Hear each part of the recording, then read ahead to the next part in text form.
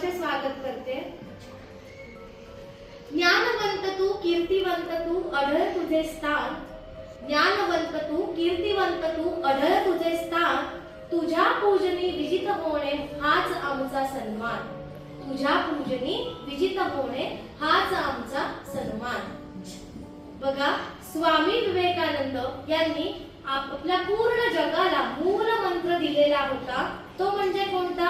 उठा उठा जागे व्हा आणि जोपर्यंत ध्येय प्राप्त होत नाही तोपर्यंत थांबू नका। कोणता मूलमंत्र दिला होता?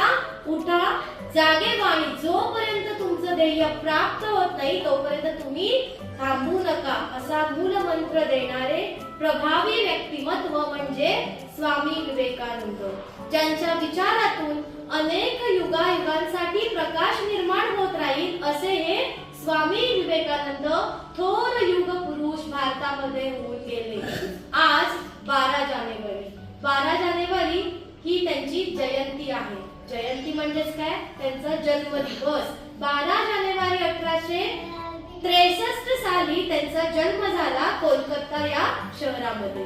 त्यांचं संपूर्ण नाव होतं नरेंद्र विश्वनाथ दत्त। नरेंद्र विश्वनाथ दत्त। त्यांच्या आईचे नाव होतं भुवनेश्वरी देवी।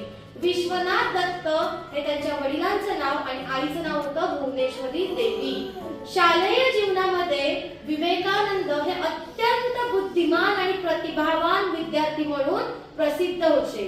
ईश्वराच्या अस्तित्वाबद्दल विचार मंथन ते करत होते, म्हणजे ईश्वर आहे का नाही याचा सतत ते विचारात असायचे।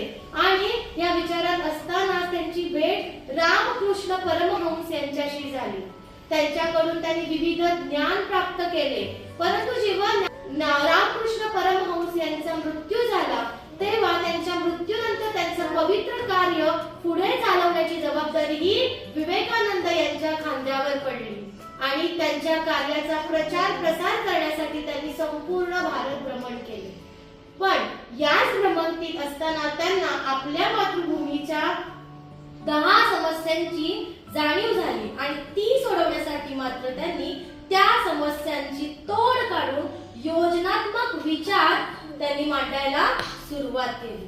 1893 मध्ये शिकागो कुठे आहे? भारताच्या बाहेर, ठीक आहे। 1893 मध्ये शिकागो येथे भरलेल्या जागतिक सर्वधर्म परिषदेत त्यांनी भारतीय संस्कृती व हिंदू धर्माचे प्रतिनिधी म्हणून काम केले।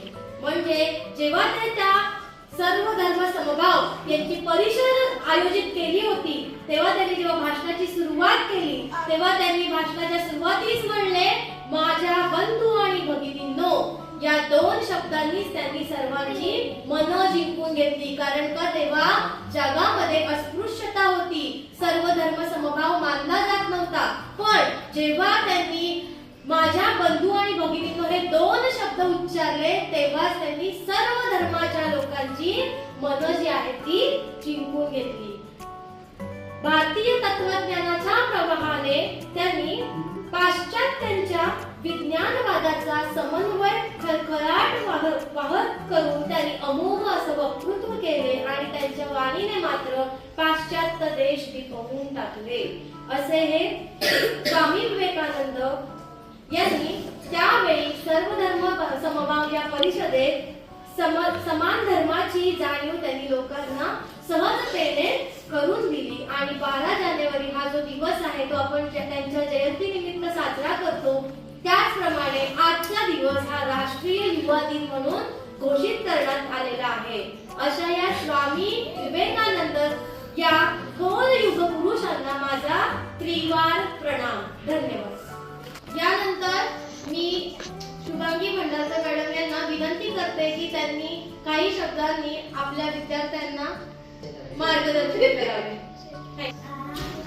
नमस्कार बालमित्रांनो, आज आपण इथे स्वामी विवेकानंद यांची जयंती साजरी करण्यासाठी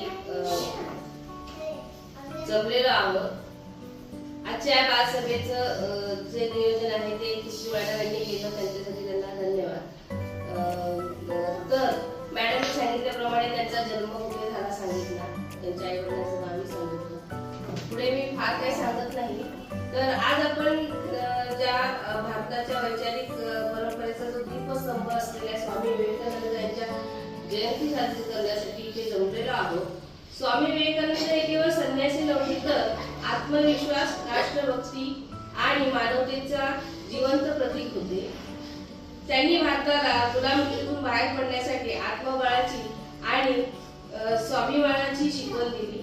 मनुष्य स्वतःच्या शक्तीला ओळखतो तेव्हा त्याचा खरा विकास होतो. हे त्यांचे शब्द आहेत की मनुष्य जेव्हा स्वतःच्या शक्तीला ओळखतो, म्हणजे आपल्यामध्ये काय आहे हे ज्याने ओळखलं तो पुढे त्याचा खरा विकास होणार, असे ते सांगत. त्यांनी युवकांना दुर्बलता, भीती आणि न्यूनगंड झुगारून देण्याचे आवाहन दिले.